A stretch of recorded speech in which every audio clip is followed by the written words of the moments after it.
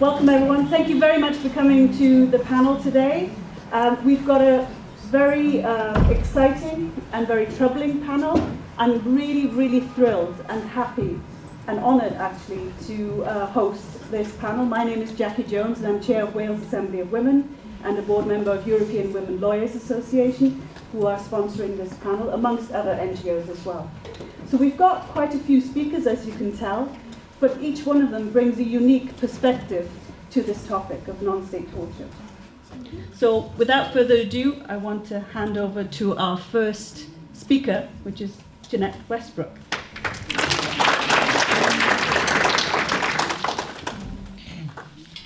Good evening to you all, and we really do appreciate you being here today. First of all, I would like to note, I want to really send out a wonderful thank you to Professor Jackie Jones for sponsoring this panel. I would also like to thank Women Graduates USA, my main NGO, Women Graduates USA. I have to tell you that Women Graduates USA has supported me as a survivor of non-state torture and has supported the two world's biggest advocates and experts on non-state torture, Linda McDonald and Jean Sarson, whom I have worked with since 2004. Always being supported because the issue of non-state torture is not just for men in state-sponsored torture. So today, this year, the 70th anniversary birthday party for the Universal Declaration of Human Rights.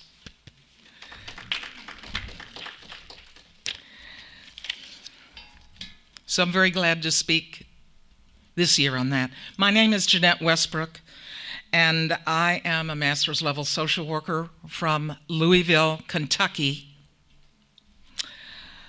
I'm a member of Space International. Some of you may know of us. We are going worldwide and bringing to the world the realities of what we're experiencing in prostitution, trafficking, and in torture. Many of the members of Space International talk very clearly about torture in prostitution. If you need any evidence, you may be traumatized by this, you can look at the pictorial record of crimes against humanity if you look at pornography, if you look at child pornography. Just 2 weeks ago, they arrested a man in Louisville.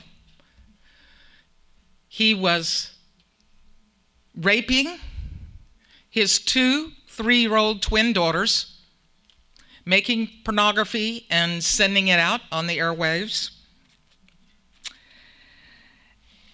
And I will tell you that years ago when I was a child, and I too had film and pictures taken of me, of my torture. And those pictures actually live on in time, because the old form's 8mm has now been transformed into the latest pieces of technology where the type of torture, especially father-daughter incest, ganders the largest price because of the differential in power. So we're talking here about the power and control and the torture. And it's hard for a lot of people to understand, but if you just go with this premise, that there are individuals that this is what they do. This is what they like. They like to torture people. This is what gives them a rise.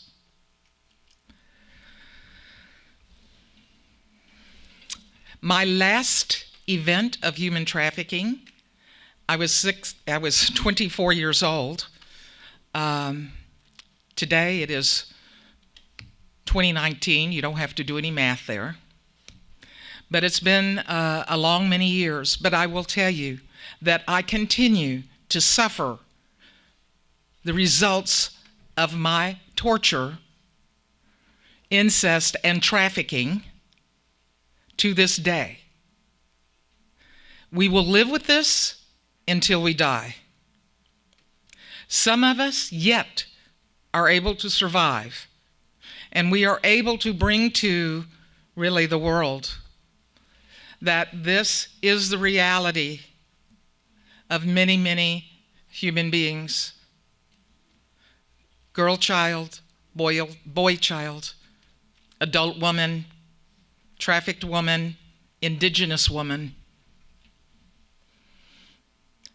especially indigenous women, because the torture that's going in Native American and First Nations populations is in fact genocide, and it is torture. My human rights in Article 5 and 6 have been violated. They continue to be violated. When it comes to CEDA, and I take it many of you know what CEDA is, it's the Women's Bill of Rights. And now we have attempts to try to modify or change Article 6 concerning human trafficking and prostitution, identified as human rights violations. My friends and allies, we cannot allow the only treaty that we have as women to be changed for any reason. Because if we change one article, many articles can be changed, and we shall never open that door because we're never going back. We're never going back into the shadows from whence I once came. As a small child,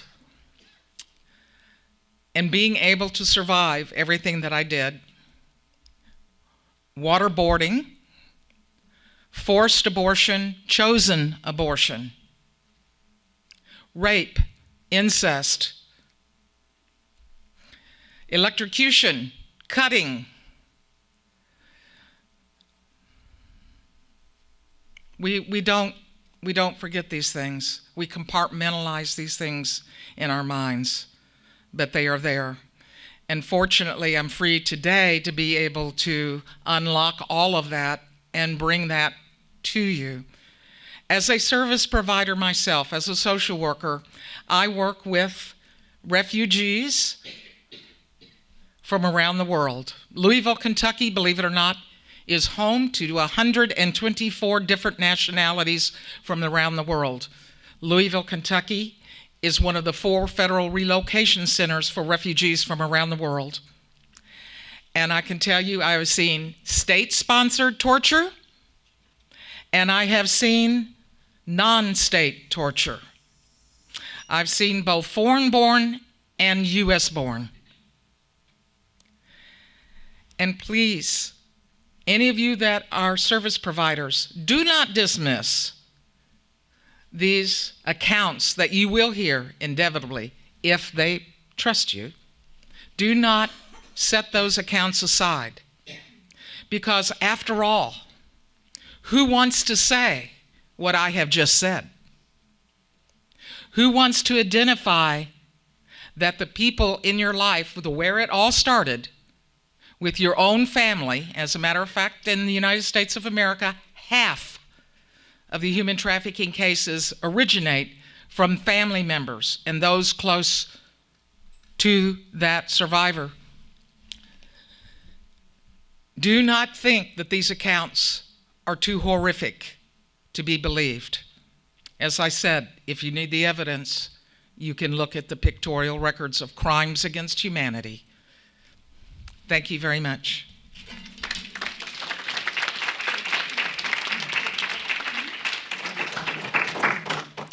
Thank you very much, Jeanette, for sharing some of your experiences.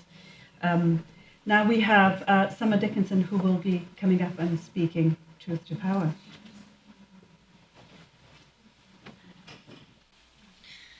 Hello, my name is Summer Dickerson, and I'm also from Louisville, Kentucky. And first, I want to say thank you to all of these amazing women for giving me this opportunity because I am a new survivor leader. I have just been out of the life for 4 years. I am going to share a little bit of some of the things that I went through and then talk about what I'm doing now because I think that's the most important thing. I have been I'm a survivor of human trafficking. I'm a survivor of torture. There's not much I'm not a survivor of. I have been buried alive, literally. I have been thrown out of cars. I have been raped with knives. I have been pistol whipped. I have been through a lot of things. But with a lot of hard work and a lot of amazing women around me, I stand before you as a warrior. And I'm not going back. And I believe that we need to start speaking up on the things that we go through because a lot of people will tell me, oh, well, that was just in a movie. There's no way that could have happened to you. Well, I also suffer from DID and all kinds of other fun things because of the torture that I have been through. Not just abuse, but the torture that I have been through. I have the privilege today to run 2 residential homes in Louisville, Kentucky for women coming out of human trafficking and domestic violence. And there we give these women a safe haven. And who better to say, listen, you can get through this. I promise you, these night terrors that you're having and these horrible, horrible events that you're having to relive every day, who better to tell them that they can get through it and stand up? And not only stand up, but find their voice? A woman that's been buried alive, a woman that has been sold repeatedly and repeatedly and repeatedly. And so that's the privilege that I get to be able to stand with these women and help them recover because I know better than anybody that this is, it's a hard thing. I'm always going to have issues. I'm always going to deal with certain things because of what I've been through. But to be able to stand on a platform like this and say, not only could they not kill me, but they also gave me a voice they will never be able to stop is absolutely amazing. And, I'm just glad that we have, that people are talking about this because, 4 years ago, when I got out of the life, because I stopped being trafficked when I was 30, because someone bought me from my pimp so I could get away, because, that's the way it works in this field. You either die or somebody buys you from your pimp. And that's how I got free. And then I stayed in the industry for a long time because that's all I knew. That's all I thought I was worth. And now today, I know that I'm an amazing, amazing, strong woman and mother and just a warrior, And so Back then, even 4 years ago, nobody around me was talking about human trafficking. I didn't even know that was a thing. I remember when I very first found out that I was a survivor of human trafficking, I was actually at a conference that I just kind of popped in because, well, that's who I am now. I'm like, you're not going to just talk about me. I'm going to be there because I believe survivors should always be at the table. And so to have opportunities like this is just amazing, to be able to learn so many things. And I'm just excited to see where in even a couple more years I'm going to be, on what platforms I'm going to be able to talk about. And I thank all of you all for everything that you're doing to be able to give opportunities for women like me. Because I stand also here in the gap for a lot of women like my sister that did not make it out of the life. And so, I don't know, this is just amazing. How much longer I got? I don't want to mess up.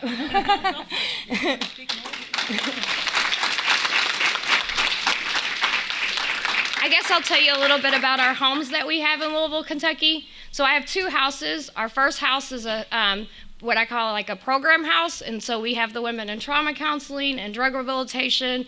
And we just teach them how to, because you're always going to go through the things that you have, but you can learn how to live with it and make it better.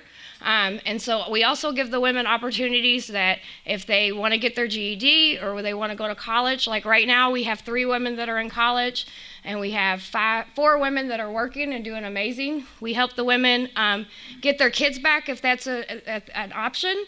And then so when they do that, they're there for about a year to 18 or 13 months there, and then they go to our second house, which is named after my sister, Jennifer Kempton, and that is like a transitional house, and they can work and get back on their feet, and we want them to be able to save money so they can buy a car and be able to pay rent for 6 months instead of just throwing them out on the street, because, well, that's not going to work, because we're going to go back to what we know, because that's what we do. And so we want to be able to equip them with every single thing that they possibly need. And nobody showed me how to do any of this. I just do this because it was a the stuff that I never got. And so, you know, when I ran my program, I was like, this is what we're gonna do. And it seems to be working, and I'm pretty thrilled about it. We also help women get brands cover up, because that's a real thing. I've been branded 5 times.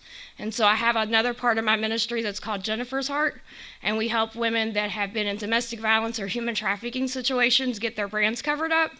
We also do street ministry. I believe I'm gonna meet my sisters where they're at, because, you know, and why not have somebody like me go meet them where they're at, because that never happened with me either. And so we just let them know that, hey, if you ever decide you wanna get out, you can come. We have a safe haven for you, no judgment. And then I get to come and do cool things like this and speak and talk about, you know, what I've been through. And so I'm just really, really grateful for every opportunity that I get. and more? Oh, okay. Let's see, what else can I talk about? You know, one thing. Oh, yeah. So, like, we were at this rally yesterday, and so they're trying to legalize prostitution, and to me, that is just, like, insane. I can't even wrap my head around that, because, like, you know, I've been on calls where people raped me with a knife and put pistols in my areas that they shouldn't have been, and I've been thrown out of cars and all this stuff, and I just don't understand how somebody thinks that that is empowerment, you know, because if, like, we legalize prostitution, then we have to let the buyers and the pimps get away with. And, you know, I'm just on this real big kick of making buyers pay, because they're like, I don't know, this is not, it's not right. And so that's why I don't think legalizing prostitution should be even an option. Because, you know, most of the women or people that support legalized prostitution are like this Congress lady that wants to do it. Like, she's probably never turned a trick a day in her life. So, like, to me, that's just, like, wraps my mind around it, because I wanted to say to her, like, you know, I was a high-end call girl, and that when you get into the high-end thing, that's the power and control. And I want to say to her, like, let me set a date up for you and see what I went through, and let me see if you still want to say that it's a woman's right. So I have an issue with that, obviously. But yeah, that's about all I got. Thank you, guys.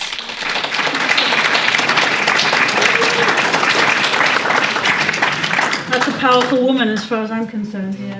Fantastic. Thank you very much. It's so brave to do this as well.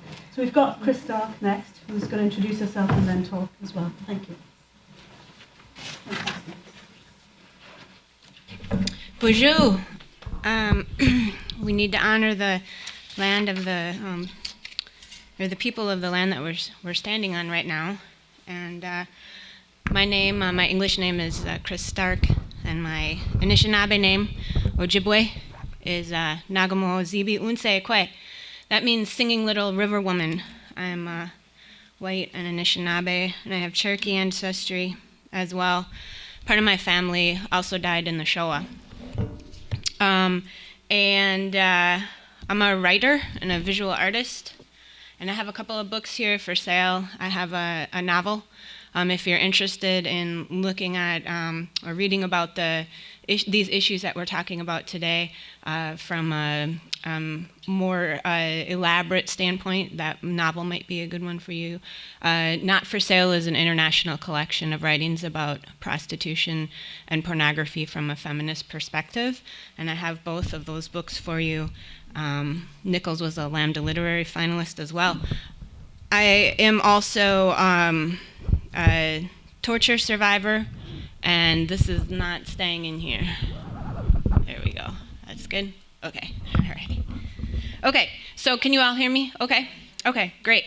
I have a couple of master's degrees. I've taught writing and English at universities and colleges for about 17 years now, and I've been doing work around issues of sexual exploitation for 30 years. So I've been around the block quite a few times in a variety of ways, and I have quite a few things I could probably talk about. But I think what I'll do is I'll just tell you a little bit about me and some of the things that I went through and how I got away, and then I'll talk about the work that we're doing in Minnesota right now. And I focus primarily on indigenous issues of prostitution and trafficking and pornography.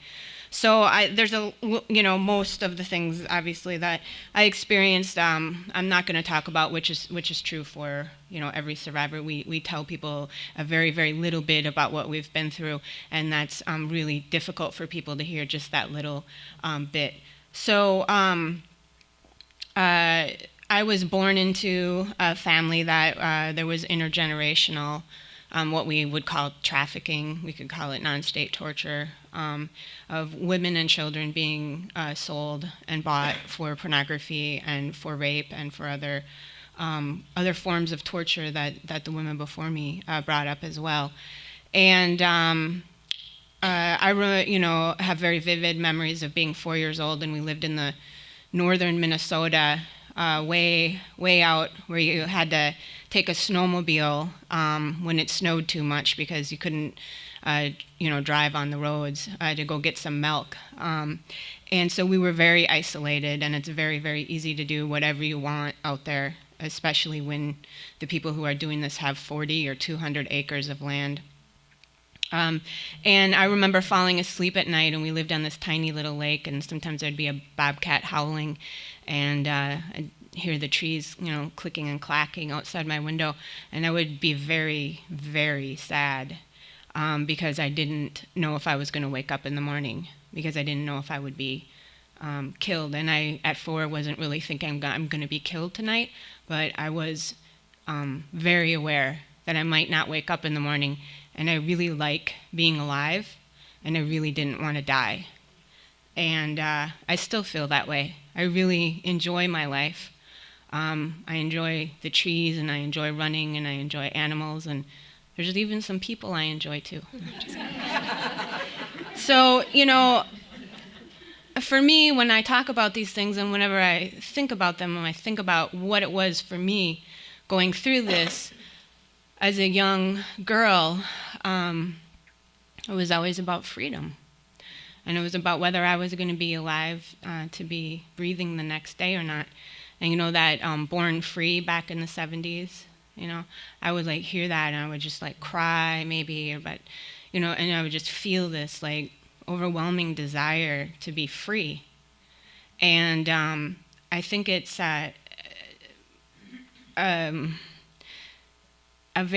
something that this work has really lost is we've, and I don't know about all of you because I don't know where you come from, but here in the U.S. everything is best practices this and best practices that, and this 12-year-old uses the F word, and so I don't know if she really deserves that much help. And it's the focus of this has been lost. This is about human dignity. It's about freedom. It's about survival. It's about beauty. It's about love. It's about all of these things that we deserve as people. And it's also about the land, and it's about the water, and it's about the animals and the trees and everything else. And are we going to survive, or are we not going to survive? And this is a piece in all of that, right? The trafficking, the non-state torture is a piece in all of that. So I was used very extensively in pornography and being sold to men as well, including on farms and, like I said, wooded areas and lands, sometimes in the city, but really mostly out in rural areas. And when I was 12, I was being sold to a new group of men, and they will change what they're doing to you depending on who they're selling you to, and the men who are buying you and what they want. And when I turned 12, of course, you start to develop. And so the abuse was even more brutal than anything I had previously experienced. And I used to sit in my home ec class and stare out the window and pray that I wasn't, again, going to die. I was dying, and I knew it. And I went to school, and I didn't tell anybody. I never told anyone anything about it, because if I had, it would have made me very disposable. And I'd seen what they did with the girls and the boys and the women that they got from the streets, and I wanted to live. And so I knew that speaking about this or letting anyone know could result in the end of me. But when I was 12, I decided that I was dying and that I had to do something. And I would hear my father raping or hurting my mother in the middle of the night, and I would get out of bed and I would run into the hall to go after him, and he would meet me out in the hall and pick me up and slam me into the walls, like this. And he would just slam me from one wall to another wall, to another wall, to another wall. And I would just stare at him, and he would stare at me, and I knew that he wanted to kill me. And he only whipped me or hit me in places where no one would see. And I would stare right back at him, and I was like, beat my face in. I didn't say that, but everybody was real clear about what was going on. I was like, beat my face in, because if you beat my face in, I'm going to go to school tomorrow and somebody's going to see. So that was my plan at escape, and he never did beat my face in, and I never did tell anyone. And I went away to school, to the University of Wisconsin, where I played soccer, Division I soccer, and smoked a lot of pot and drank and got really, really good grades. And so that's probably a pretty different story about trafficking than most people hear, right? Because we have kind of this one narrative that we talk about. But human trafficking and non-state torture happen in all of these different kinds of ways, and people survive it in all sorts of different ways. So I eventually quit soccer, and I quit drinking and doing drugs. I read some of Andrea Dworkin's work, and I brought her in to speak at the University of Wisconsin, and Andrea and I became very, very good friends. And I wouldn't say that, any human being saved my life, but she's pretty close to having saved my life through her writing and also through her friendship. So that began the rest of my life, which was surviving without a family, of course, surviving, emotionally, psychologically, and also in terms of being able to pay my bills and then doing this work. So I probably have gone on really too long because I do talk a lot. Okay.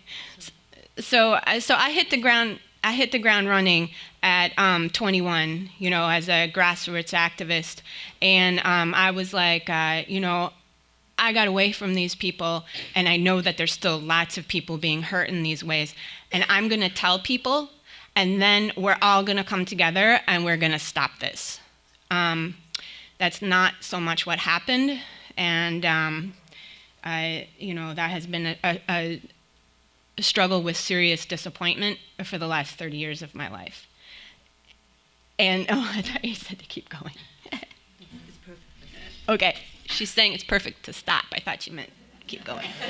So, it's just a little miscommunication there. So anyway, I got to stop. But I do want to say, there's just one more thing I want to say really quickly. So we're doing all this work up in Minnesota. You can contact me. You can contact my two friends up here around indigenous trafficking.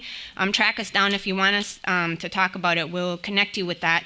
And the other piece that I want to say is let's really pursue civil litigation as a serious legal option for going up against this organized crime that we're dealing with in this country and globally. So thank you.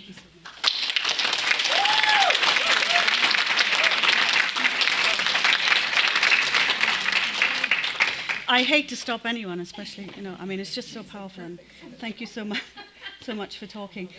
We next have the legends that are Jean and Linda. Fantastic.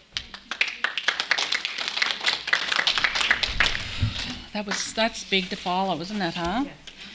25 years I've been doing this, and it never gets any better. Especially listening to the stories. So Jean and I, 25 years ago, we started a private nursing practice one night a week, and coincidentally we called it Flight into Freedom. And people thought we were crazy in 1993 to call it Flight into Freedom. But to hear Chris talk about fighting for her freedom, it just, I think it's so deep I can't explain it. Anyway, so I know these stories are difficult for you, but like Lisa Shannon said from Every Woman Treaty, we have to turn on our empathy switch, and you have to be uncomfortable for at least an hour and a half in your life. That's the least we can do for women like Jeanette and Summer and Chris, because they've suffered their whole lives. And for 30 years to be disappointed is too long. It's much too long. So we're asking that you take some action back today from this.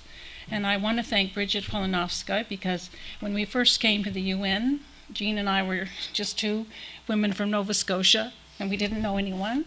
And we went to ask people, and Bridget said, well, stand up, come to the Geneva, do this and do, and she embraced Jeanette right away, and here we are now today. So it's a thrill for all of us. So how did we come to where we are? We started with one woman in Nova Scotia, and then 5 more, and then we started a website, and we've talked to many women from all over the world, and we from Canada, the United States, Europe, Australia, and New Zealand, and they're all non-state torture survivors. And we talk through phone, email, Skype. We've evolved from the phone to Skype over the 25 years. And what our main premise is that non-state torture is a crime just like state torture. Non-state torture is torture that happens in the home.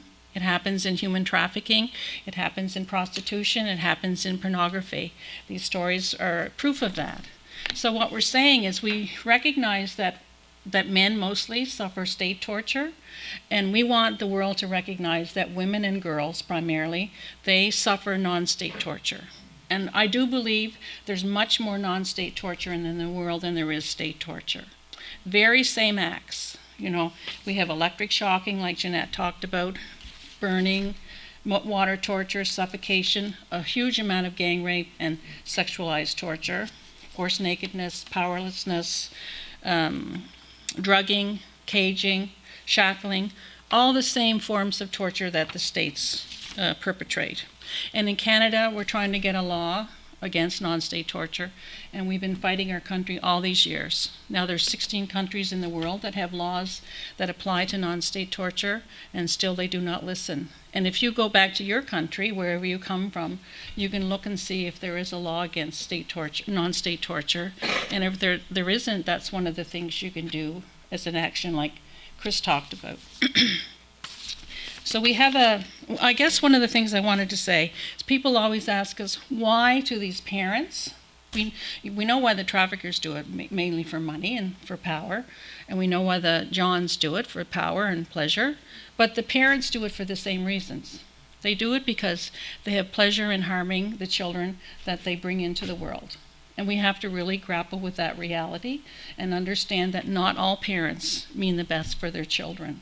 And they're getting missed now because we're denying that reality, and it's not fair to the children.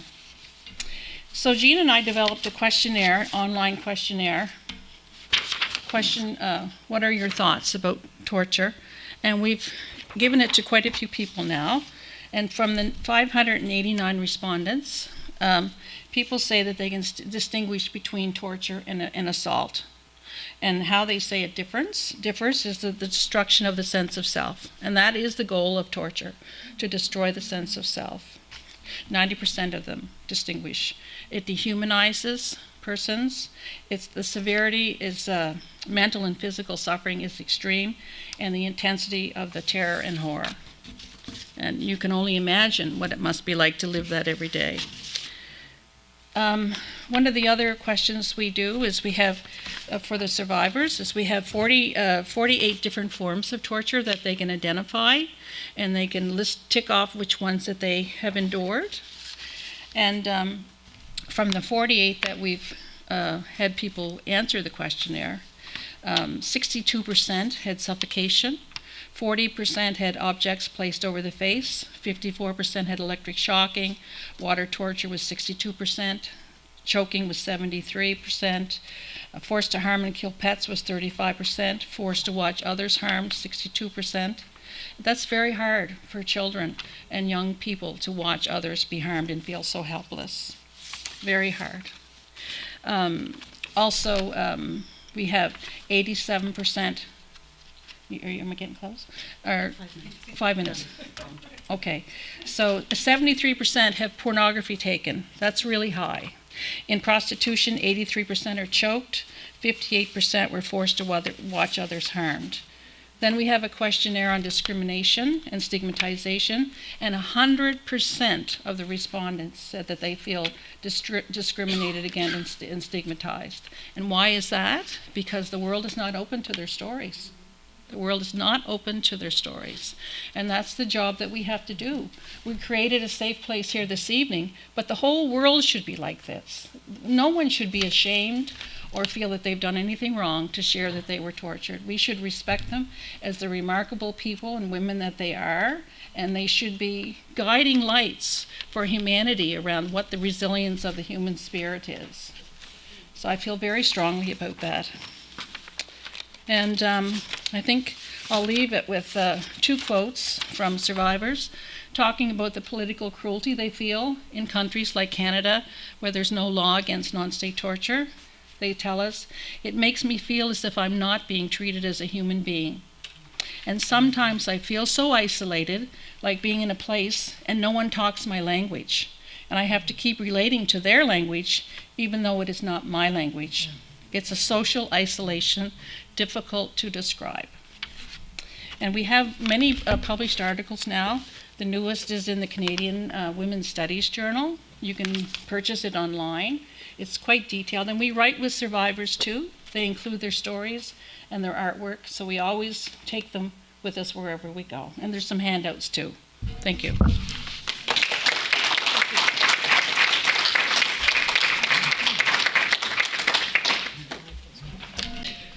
I'm Jean Sarfson. So I'm just going to add to what everyone else is saying, and really the story does not change. So I decided I would start with the first woman who came, because we knew nothing, like Linda said, about non-state torture. And actually in 1993 there wasn't even such a name. We came to the UN in 2004 calling it non-political torture, and the experts at the UN said to us, "What do you mean non-political? Everything is political." So they gave us the term of non-state torture from Amnesty International. So Amnesty was the year 2000, and the first woman that introduced us to was in 1993, so that we were 7 years ahead of where the UN was even thinking about the issue of non-state torture of children and women. So I decided I would start with one simple example of Sarah. She's the first person that came to us. She started being trafficked when she was 2 years old. But before that, she started being tortured in all forms by the time shortly after she was born, and she has baby memories.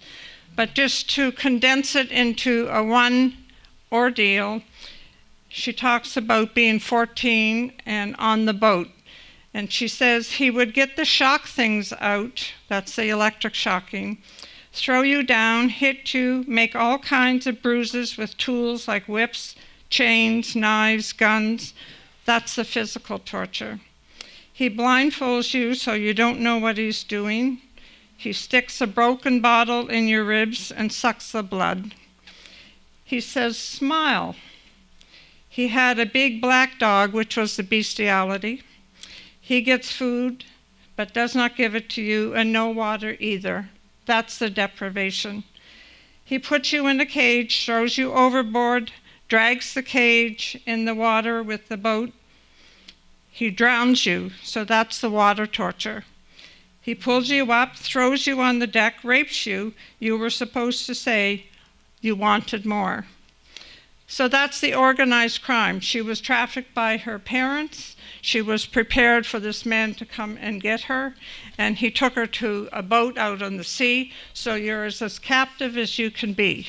So we have to understand captivity, because when she came to see us, to ask us to help her, she had a master's degree. She was almost 30, and she was still being tortured and trafficked and still working in the daytime in a professional job. She was surviving by separating her worlds.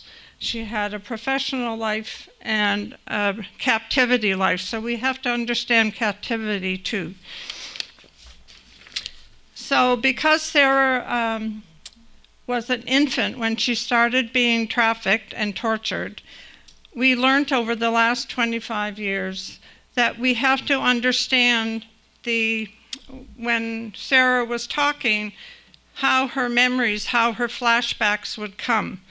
Because at the age of when a person can be tortured and trafficked, and how those memories come back may decide how you have to intervene. At least for Linda and I, this is what we learned. So when Sarah had, and there are other women since Sarah, I'm just bringing on Sarah because she was the first woman that we had to learn from and learn with. So the growth and developmental gaps that we've seen over time with Sarah and others when she was an infant memories, often what happened as an adult, when she started remembering, she would have this growth and developmental need to suckle. So then she would be very humiliated. So if you can't talk about it, you take that shame with you. So we realized we had to do something how to undo that. So we got water bottles, the new water bottles that you can kind of suck on the mouthpiece, and they would do that and not be humiliated. And after a while, that urge, that growth and developmental urge, because all she ever sucked on really was erect penises. So that was a growth and developmental gap that she had to fill. The other thing that women had to be free to talk about is sometimes when they had infant memories, they were urinarily incontinent and had fecal incontinence. So you have to be able to say to them, that's okay, you're okay, you're okay. That's just a growth and developmental gap that you will fill. And that's what happened. So it just depends. We found with adults who were tortured and tortured and trafficked and held captive, if they had healthy childhoods, that their memories came differently. Now, for suggestions for us, we always call it victimization, traumatization, informed care, because we've learned that the women have to tell their victimization stories. And actually, the UN, when they're talking about state torture, they know that the people who are state tortured have to have their victimization stories told. So we have to be able to listen, and I think we should call victimization traumatization so the perps don't get away without being named that they're committing a crime. The other thing that the women have wanted from us is not to be called disordered. So the post-traumatic stress disorder, we call post-traumatic stress responses. Just like I shared with you that as infants they have growth and developmental responses that they have to heal, and they have them when they're older too. So that's another thing that we do. The other thing we've learned over time is that when their memories come, often because the disassociation was shrinking, you're looking at me. The disassociation was shrinking, and so they started remembering more and more, but as soon as they told their story, we found that they often forgot. So sometimes they forgot their story for 2 or 3 days, sometimes for a month. And sometimes they would say to us, would you tell us our story? And we'd say no. It has to be your story. So if you just give yourself time, your brain will click in and you'll gradually remember your story because it has to be your story. You can't be saying, well, Jean said this or Linda said that. That's not your story. So we never would tell them their story unless they really asked. We'd say, well, here's your record if you want to look at it. One woman asked once, and after that, she never asked again. Okay. We have made resources. Here's a non-state torture wheel and fact sheet. Time to stop, okay? It's on our website, and it explains itself, and you can look that up on our website. And I'll take one more half a minute. This is a femicide book, and we wrote about the fact that children that we know, women that we know, are conditioned from childhood to commit suicide. So we call it conditioned suicide femicide, because they're told to use a knife or to jump over the cliff or whatever to commit suicide. So Sarah, the first woman that came to us just the other day, she said, I finally let go of my buddy, which was suicide. So sometimes it takes a long time and you can't rush it. So you have to give them that right too. Thank you.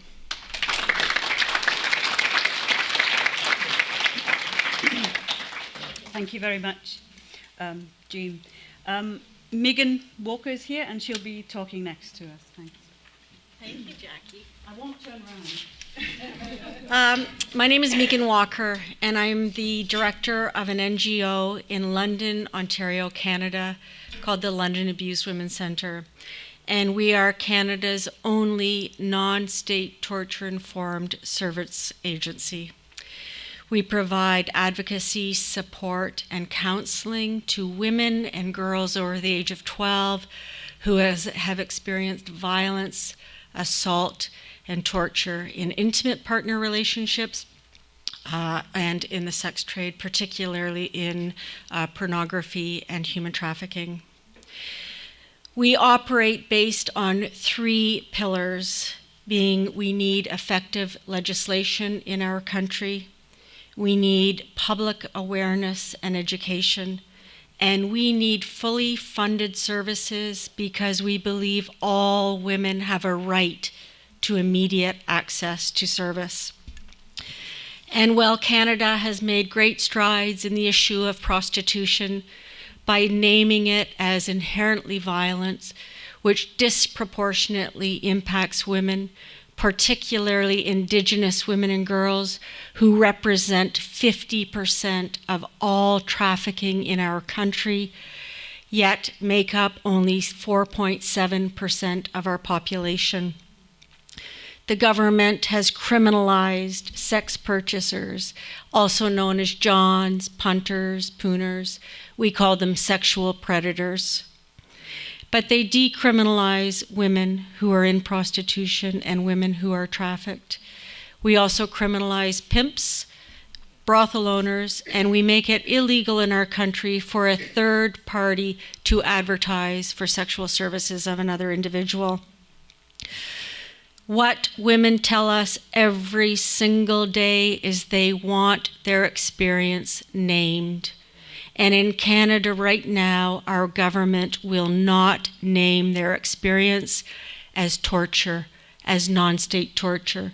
Instead, the government minimizes their experiences by naming it assault or aggravated assault.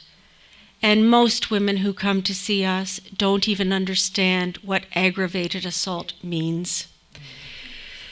So we ask every single woman on our initial screening data form if they have experienced non-state torture.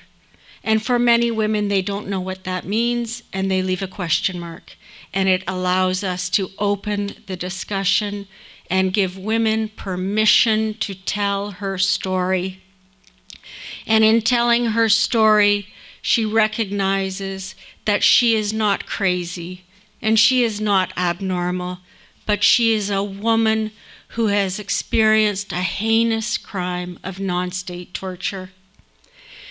Last year, during our initial intake discussions, we served 69 women in London, Ontario, who identified as being tortured by a human trafficker, an intimate partner, or a sex purchaser.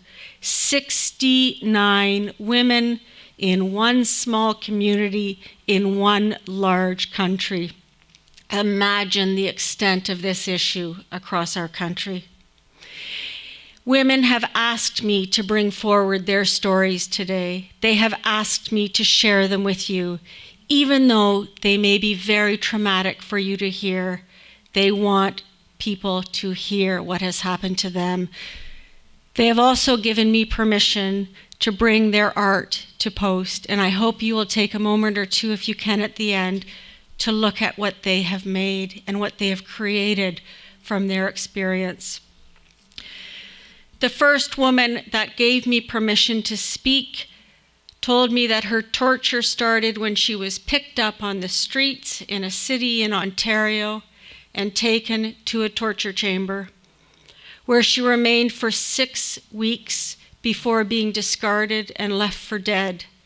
She told me that her torturer put fish hooks through her nipples and hung weights on them and made her stand before a camera and shake her breasts so that the weights would clash back and forth. When she did that, it wasn't enough, and he ended up adding fish hooks across her entire breast with weights on them that she had to shake.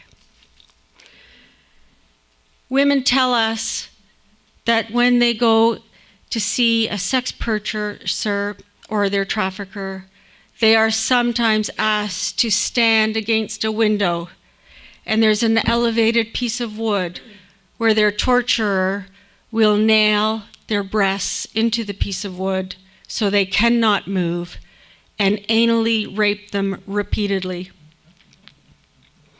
The women tell us that they are electric shocked in their vaginas over and over again. And when they ask for it to stop, he laughs and does it more. They are starved and they are forced to drink their trafficker's urine and eat his feces. They are hung by the rooftops, by the ceilings, with ropes around their feet and left there for long periods of times. Well, he periodically will come into the room with one of those bullwhips and whip her relentlessly over and over and over again. They are strangled to the point of unconsciousness, and when they come out of it, they are strangled again. And with each strangulation activity, he has a smile on his face, and when she begs for it to end, he does it longer and longer. The torturers do not call them by their names. They call them by a number 10, number 8, or they call them vulgar names like slut and cunt. They degrade them and dehumanize them every single day. And with every single pain inflicted upon them, their torturers take pleasure. One woman reported to us that when she was able to escape through a window, he got in his car, followed her, and ran over her in his car with other girls watching from the back seat, and the message was clear: you will not ever leave me again. One woman helped another woman try to escape, and she was beaten so ferociously in her head that she has suffered long-term acquired brain injury. Human trafficking does not exist without non-state torture. They are one and the same. And when women have their torture named, they know they're not crazy, and they want us to share. And they want you to go back to your countries and share. I want to just leave you with a few quotes from the women that have come to our agency. One woman said, "I am an atheist. However, I prayed every day for death." Another said, "When I cry from my torture, my ex-partner would say to me, 'Your tears are a turn-on.'" And another woman said, I begged every day, just kill me." And this is the reality for women and girls every single day.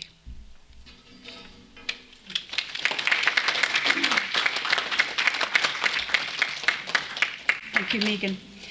We now have Isha Pnell, who's going to be speaking, and then we'll have one last speaker, and then we'll open it up to the floor. Thank you. Thank you to invite me in this meeting. Let me tell you, it's not usual to have a public meeting where the word torture is spoken aloud. And that's the point we share today. It's so easy to speak the last, of course, after so many testimony, but I'm a state prosecutor in France. I used to prosecute bad guys for 40 years, and I'm expert of the United Nations in organized crime, cybercrime, and 10 years ago I accepted to be the chairman of a French foundation, Fondation SAIL, who for 25 years fight against sexual trafficking. You talk about warriors and survivors, and that's the perfect terms. I want to share with you in some few minutes, don't hesitate to cut me because I'm a prosecutor, so to share with you some news from the way my country, France, fight against the serious violence suffered by the victims of a very prosperous system of sexual exploitation. You know that my country has adopted 3 years ago a law that changed the game, because now, like in Canada now, a person exploited is now a victim in his own right and no more an offender. 2 years after his adoption, the law begins to produce some promising effects.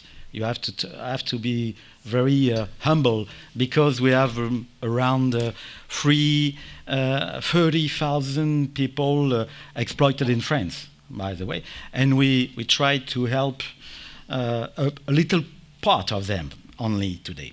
But the first effect I can share with you concerns the situation of the victims. Now we can say victim, because 2 years ago it was not victim, it was a prostitute making a demand and so on.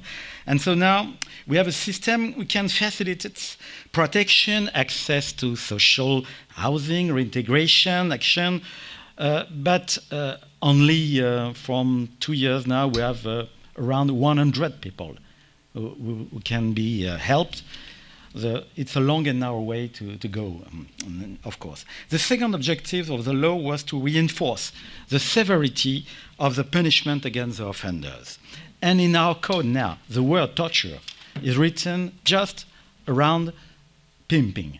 Because if you can prove, and it's unfortunately easy to prove, that there is torture in sexual exploitation, the case could be go to 30 years of jail. And we have every year in my country nearly 500 offenders convicted. It seems a lot, but I think we are just at the beginning. The third point is to penalize the buyers of sexual services that create the demand and maintain the violence suffered by thousands of victims, of which 95% are women. Several thousand clients, we call them clients in France, not Johns, but I think sexual predators is a good way. I have to sell it to my government.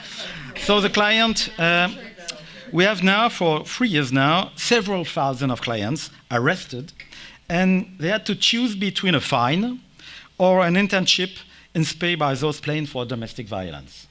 And we co-organize in my foundation that traineeship. Let me tell you that reality is beyond fiction. If I had time, I can tell you a lot of stories, but it's not the point. It works. It works very well. We have a survivor ending the day with tears, not for the survivor, but for the client. This will better assess the way we can repair the people who are so wounded by human trafficking. The fourth point was to sensitize public actors, as well as NGOs and public opinion, to the intrinsic violence generated by sexual exploitation. It's the most difficult point. Culture is always behind the law and the action. But in this context, I want to share with you 3 good news. We have some good news in that fight sometimes, so we have to tell it. We have bad news too, of course, but I want to share good news. The 25th of January that year, the largest Congress of Francophone specialists of brain science gathered in Paris has decided to launch international studies on the PSTD of victims of trafficking of human beings. It's very important because it can help judges and prosecutors to better assess and repair the immediate and lasting consequences of the violence suffered. So we have 3 different laws in France for PSTD, for wartime, for terrorism victims, and for victims of sexual violence. I think it's really progress. Second point, good points, in the 1st February of that year, at a conference held at the French Supreme Court, the president of the 2 highest European courts reaffirmed their opposition to all forms of merchandising of the human body. It seems natural, but not, because we have a lot of lobbyists. We find it's easy to say his own bodies, and so we have the best of the European Court to say, don't sell anybody on any kind. And the same day, the 1st of February, our Constitutional Council validated the conformity of the penalization of the customers with the constitutional principles of our Republic. The law was accused of violating the principle of protection of privacy for the clients, of course, for men, and the freedom of enterprise for sex sellers. And our councils say that to penalize the buyers of sexual service, I quote, the legislator intend to ensure the safeguarding of the dignity of the human person against this form of enslavement and pursue the objective of constitutional value of safeguarding public order and crime prevention. It has to be said, we are very happy that the most important court in France says that, and I hope that many countries can write down in the law that kind of disposition. In this way, it's for us more clearer for an effective recognition by all the actors of our societies of the reality of this violence, always excessive, sometimes extreme, inflicted on the most vulnerable. I used to say that when you're talking about human trafficking, we have 3 words to know: violence, all forms of violence. Vulnerability, it's more easy to abuse someone vulnerable, and venality, because mainly it's for power, but it's for money that you can send something. So my foundation is happy to have played its part in the progress I just mentioned, but I today call on organizations represented here not to release their vigilance and their effort in this struggle which is essential to a true gender equality. Thank you.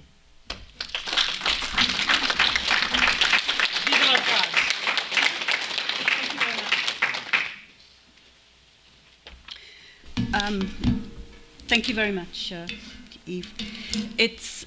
My name is Jackie Jones, and I'm Emeritus Professor of Feminist Legal Studies at the University of the West of England, and Chair of Wales Assembly of Women, and Board Member of European Women Lawyers Association, amongst other things.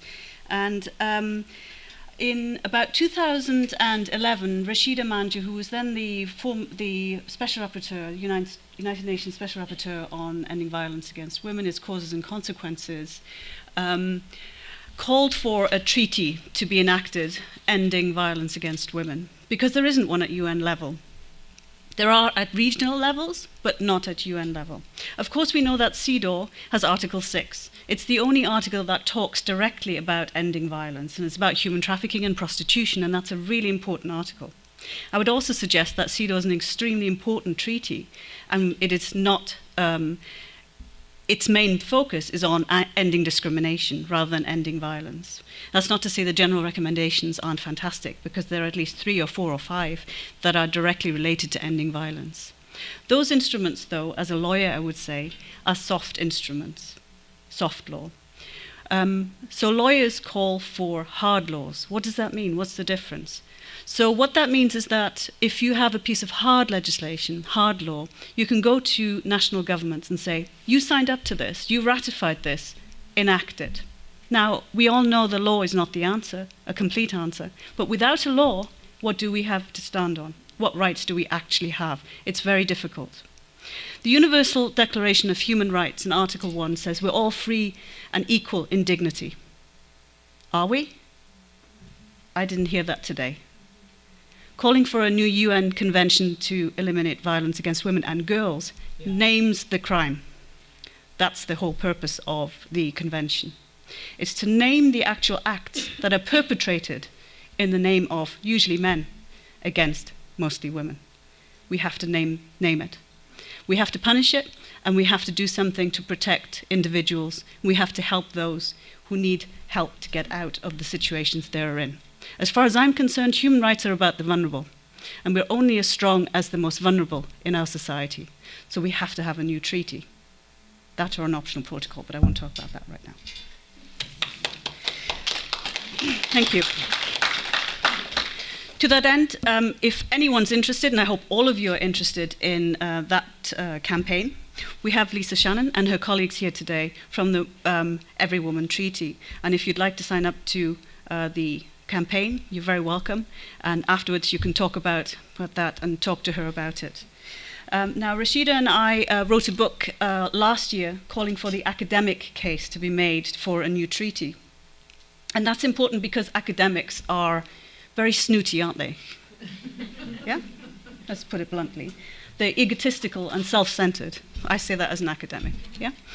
So we have to make the academic case, but we also have to keep and persuade every person in the world to come on board.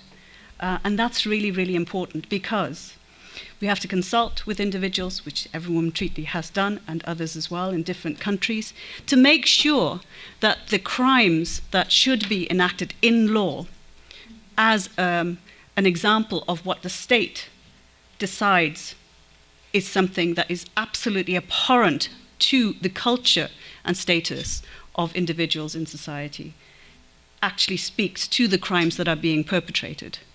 So, sexual assault, what does that mean? We have to name what it actually is. Non-state torture is part of that journey or part of that conversation. So it's really important, in my view, to have a document that names the different manifestations of acts of violence against individuals, especially women and girls. And I always thought it's very important to name the girl child as well, because she's the most discriminated, most violated human being on the planet, as far as I can see. Yes. So that's what a new treaty is about. It's not replacing CEDAW, of course, because it can't, because it does a different thing. Now, law has a particular role to play, but we all have a role to play in changing the culture, the hearts and the minds of individuals. And that requires all of us in this, and I would call it a fight, because it is a fight against, for the human soul, for humanity. And we're right in the middle of it at the moment. So, sisters and brothers, we all need to band together to help with this cause. So, thank you very much.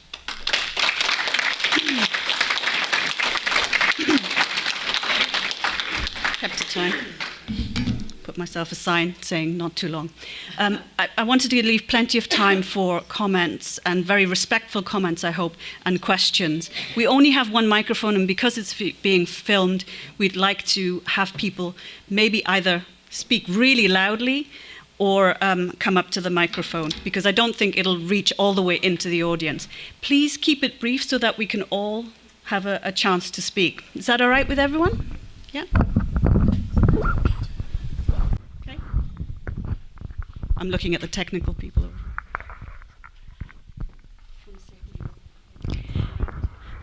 Okay, thank you. Brigitte Polanowski. I work with the CEL Foundation also and International Council of Women, and I'm an expert on violence against women and girls. But I just wanted to go exactly in the direction you said. I am sure you know the Istanbul Convention, which is, for the time being, the best convention for the issues of violence against women and girls. And the specificity of this convention, that it can be, of course, is a European one, but it can be ratified by all countries in the world. So what do you think about that? Because it can be, it's open to signatures of everybody. Thanks very much. And next round, I'll take about 3 if there are questions or comments, and then we'll pass on. But that in specific, that's a Europe-centric convention, which I would argue is not necessarily applicable or correct for the rest of the world. And I think it's very important to have everyone's views within the region that the treaty has to apply to, voiced, represented. Was that a proper sentence? I think it was. Yeah, I think I know what I mean. So it isn't just about Europe. It's about Asiana. It's about South America. I don't think, even though I love the Istanbul Convention for Europe, I don't think it's appropriate for the rest of the world. It cannot apply because there are a lot of provisions within it about services and how much money you have to give for provision of services. I don't think the rest of the world, that's just one example, is ready for that amount of financial support that it needs. And Jackie, it doesn't have anything about non-state torture in it either. No. Yeah. Okay. Do you want to come down? Because the microphone won't. Very loudly. How's that?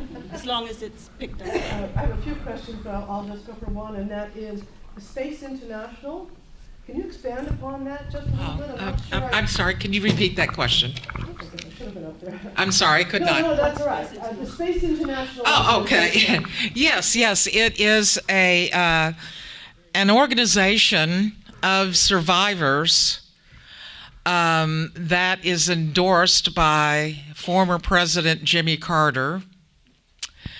We are an international organization. We have women from really all over the world: South Africa, Ireland, United States, UK, South Africa, Asia. Really, it has been growing, and these are you're really rabid warrior women that are spreading really we're talking about what is really happening in systems of exploitation. Sexual exploitation, prostitution, non-state torture. That is exactly what we do. Because our motto, listen to the survivors. We will not point you wrong. I mean the survivors that are really out, not ones that are really still in. But we are gaining in strength. We now have women putting forth cases because we now have trained attorneys that know what to do and are forwarding these cases. I forwarded a case, believe it or not, in 1992 in the state of Kentucky. I prosecuted just one of the perpetrators, although all of the investigators, the FBI, all of them knew about multiple perpetrators. I reported to 20 agencies because I feared it was life and death. It was either me or them. Thank you. Sure, it's not. I know you're scared. No. If you want a microphone in. So I'm a survivor of, and I've got more of a concept. I got a traumatic brain injury from being suffocated and somebody sitting on me with a pillow over my face.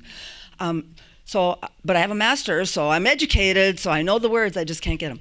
What I want to say is, there's such a big push to make women against women. And as sisters, we all need to have each other's back.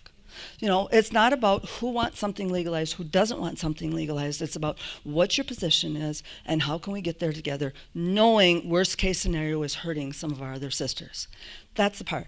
I do want to say this, and I know that I really respect your place, but I think the other thing we got to do is quit calling men victims.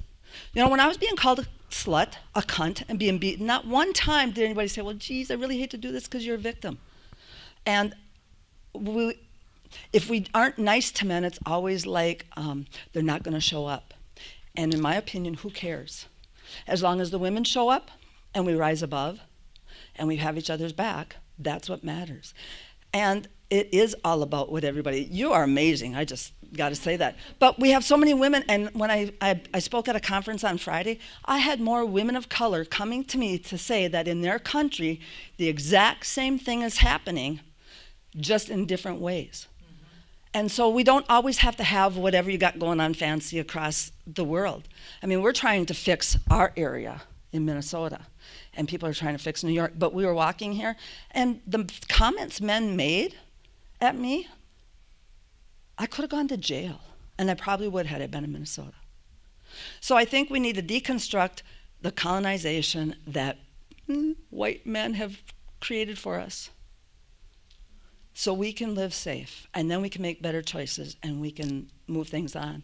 And I speak from this from a girl named Raven who was just murdered in my town and pulled out in the hallway to die. And her gurgling was recorded to send to family and friends who knew her. And people don't want to come forward to say who killed her because of the repercussions. Right, do you want to go? I don't think the microphone's going to reach to there, so if you want to stand up, please, if you don't mind. My name's Kelly, and I'm from Canada, and I work with minor age victims, survivors. And my question is for the panel, but I'll ask Megan to head the answer. So if you were to, this is an opportunity of a lifetime to actually have time. And by the way, thank you for being a man ally on the panel and identifying that the word client needs to change in France. Thank you for that. I applaud you for that. My question is, if you were to give us all, because we all have time with you today, a sound bite for us to take back as NGOs and just as people that care about this, what would you tell us to do to put pressure in Canada, in North America, and globally? Can you give us something tangible that we can take home and start acting on right away? Well, my soundbite is always listen to survivors. And every single time we have advocated before government, it's not my voice. It's always the voice of survivors that influences public decision-making and legislative change. And I say it all the time, listen to survivors, hear what they have to say, and take action. If you want to do something in law, we have we have a new Minister of Justice. So I don't know. He's agreed to talk to Linda and I. We don't know if that will happen yet, but he might be open to looking at changing the law, because we can listen to women, but if they're not going to have their victimization named correctly, then it's not going to get anywhere either, because they're calling it assault. You know what's interesting? I'll just say one more thing. We have to make the invisible visible. And we have oftentimes gone before our Justice and Human Rights Committee, the political body in Canada, and every time we go to speak about the truth of human trafficking and non-state torture, the chair of the committee is, no, we can't go there. We tried to take forward information around pornography as a public health issue, and all of the members of the committee said, we don't want to watch any of it, we don't want to read any of it, and we don't want to hear about it. And then did nothing about it. So you've got to talk about it. As difficult as it is, you've got to make it visible. And I would say that never apologize. We never apologize for telling the stories of non-state torture. I know people don't like to hear them. I know even some survivors don't like to hear them. But the everyday person, if we don't tell them what happens, they're never going to imagine what girls and women have gone through, and babies. And we tell women we never apologize, and women say, that's right, why should I apologize for what happened to me? And that's the truth of it. We should be apologizing to them for not listening.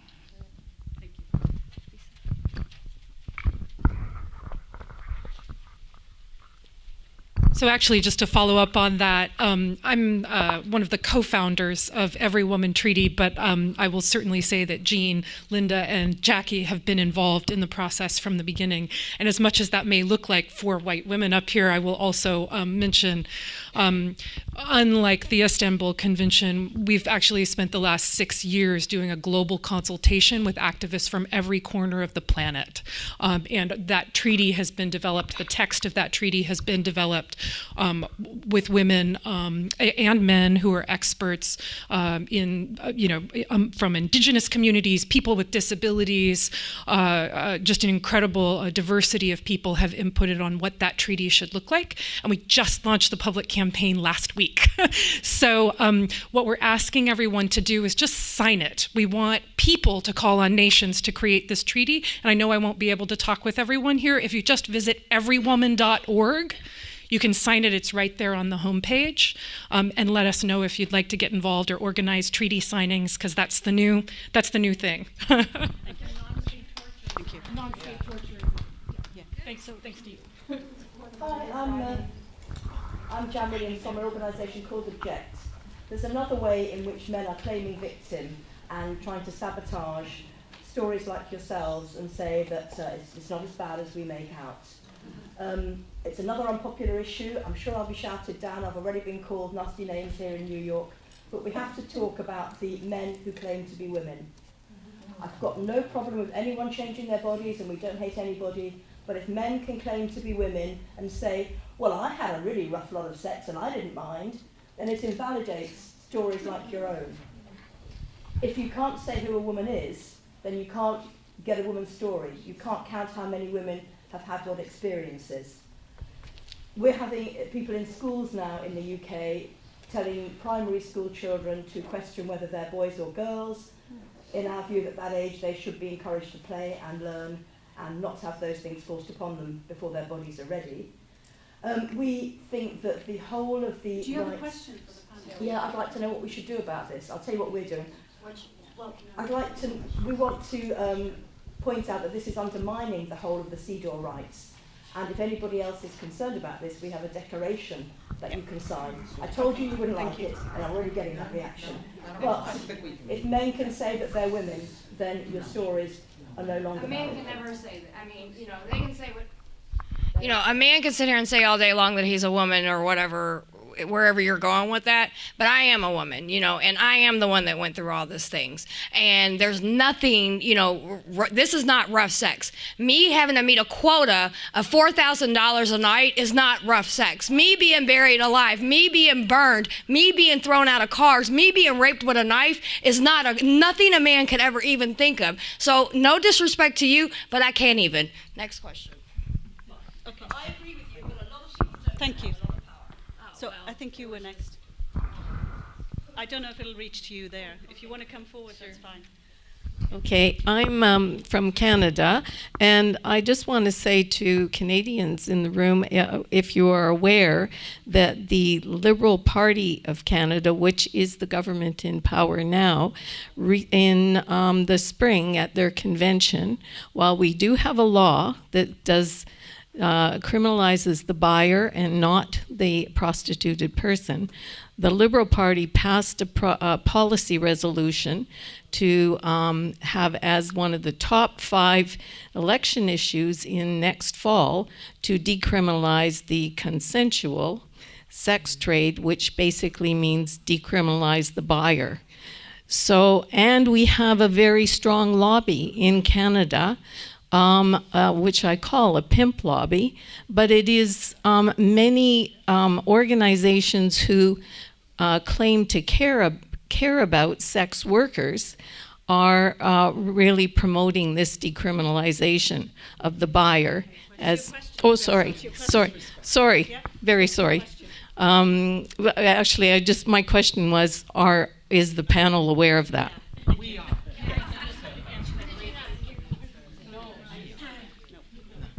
So I just want to answer that briefly because it was, of course, we know around the world right now, the decriminalization of pimps, brothel owners, and sex buyers is loud. They are a minor part of the debate, but they're a loud part of the debate. And the reality is most women who are being trafficked or are in prostitution or are being sexually exploited don't even know that debate is raging at this level. They are living every day to survive. And while the Liberal Party did vote to decriminalize pimps, brothel owners, and sex buyers, we worked with our international partners, and we have been advocating and lobbying very strenuously against that. And so far, I think our feminist prime minister is in a whole lot of shit on another issue, and is not paying much attention to that issue, thank goodness. So, but we are aware of it.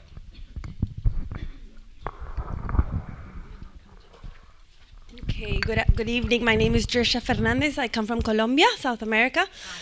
And coming from a country that's been 50 years in war, now we're supposedly in post-conflict, I'm always surprised to find that we are not documenting. I mean, many of the people who have gone to laws on sexual exploitation come from feminism and women's movements. I come from human rights, exactly. I mean, we've been 50 years in Colombia fighting with human rights instruments against war-perpetrated crimes. And I'm always surprised that in your countries or in many countries, we're not documenting all the different human rights violations that women in prostitution live. I want to say this, first of all, I wanted to thank you for sharing your stories and, of course, your work around this. But the challenge is, and what can we do to document all the different human rights violations that are kidnapping, forced displacement, torture, these are all assassination, disappearance, forced disappearance. I mean, we have all these different crimes are being perpetrated against women who are sexually abused, not only trafficking. So when you only put it into trafficking or only put it into prostitution, you're not documenting the whole array of human rights violations. So I think we really need to do an effort to document this and to show this in the advocacy we do in our own countries. We don't have enough data that we can show in our country on this, and we would really appreciate your countries to start documenting this. Thank you very much.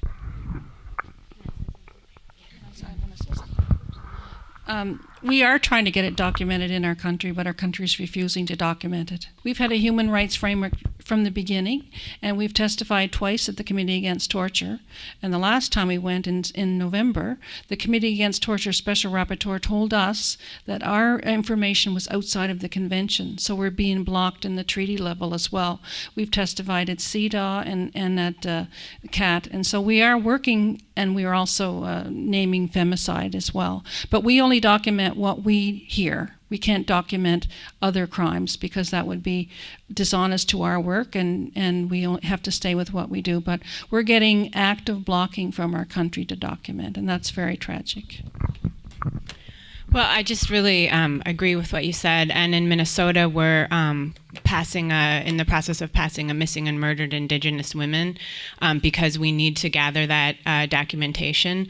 And one of the things that we're working on there, and that I would extend out even beyond the human rights, is the connection between all of these atrocities committed particularly against Indigenous women throughout this continent since Columbus landed the first trafficker on this continent, and the connection with the destruction of the land and the water and the trees and the animals. All of this goes hand in hand, and for Indigenous women in particular, it's absolutely inseparable. In Anishinaabe ways, women are the carriers of the water, we're the protectors of the water, and one of the things that we are working on in Minnesota right now is an international sex trafficking ring operating out of the Duluth Superior Port. Duluth, a population of 8,000, that's been in existence for roughly 130 years documented, years. So it's deeply entrenched and ingrained in that area. It extends outside of the port. It's connected to, inseparable and connected to the destruction of our natural world as well. And so I just really applaud what you're saying, and I would really encourage people to, expand this and to make all of these connections, particularly as well with corporations, right, and the government. Because you look at Indigenous colonization, Christianity, government, corporations. You look at trafficking now, same three pillars.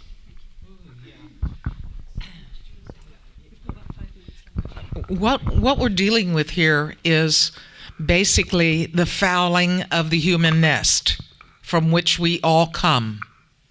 We cannot separate, as you said, the natural world from the one that we have created, because what we have created comes from the natural world. So we can't go that direction. And when we're destroying the nest and the women, raise your hand if you are not born from a woman. We all are. And once we destroy that, we actually destroy our world. Wow. Okay. We've got 5 minutes left because I know that you also want to talk to individuals, and the building closes at 8, and I don't want you to be left on the queue. As Chris was saying, we're working hard in Minnesota, but as Indigenous women, one of the biggest things that we see is the extraction industries, fossil fuel and mining industries. There is such a huge correlation between sex trafficking and missing and murdered. It's profound. And also with the sports industries like the Super Bowl. We see such a tremendous amount of sex trafficking and prostitution. What organizations, countries, and what could the UN do to directly address these fossil fuel industries, to put a stop to this? I know with Canada, Energy Transfer Partners, just like Enbridge with us, we're dealing with much of the same thing. How can we address that globally to stop it? And how can we create that awareness so that the banks are divesting? They're not supporting these organizations to keep killing our women and our children.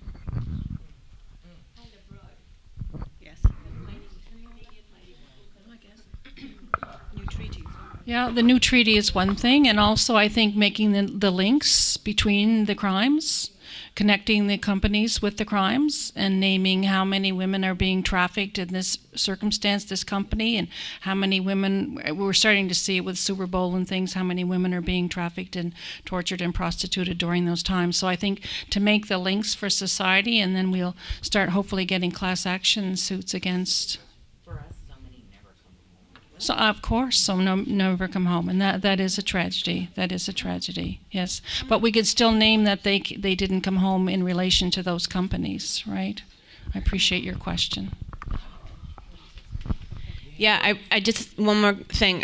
To really consider civil litigation as a strategy, because that's how you bring in outside influences to disrupt a system that is controlled. Yeah. Well, we have to leave because it's 5:02. So is that what you were going to say? Yeah. I just want to add up something, but it's okay. We want to hear from you. Yeah, I'm a survivor of human trafficking. I was in a sex trade for a while. So what I want to encourage you is to listen, not to fight it. We talk about women here. As a woman, don't compare with men. Please. We talk about the topic is torture for women and girl. Please separate it, men torture against men. Because what happened here is women tortured by men, not by women, what we talk about. Even though I was tortured by women too, but in this discussion is men. It's the most powerful, showing the power. So as a woman, they thought we are weak, but actually we have the power. But because of the power, we are powerless. Please concentrate on our topic. And this is very informative, and let's go from here. Thank you. Thank you.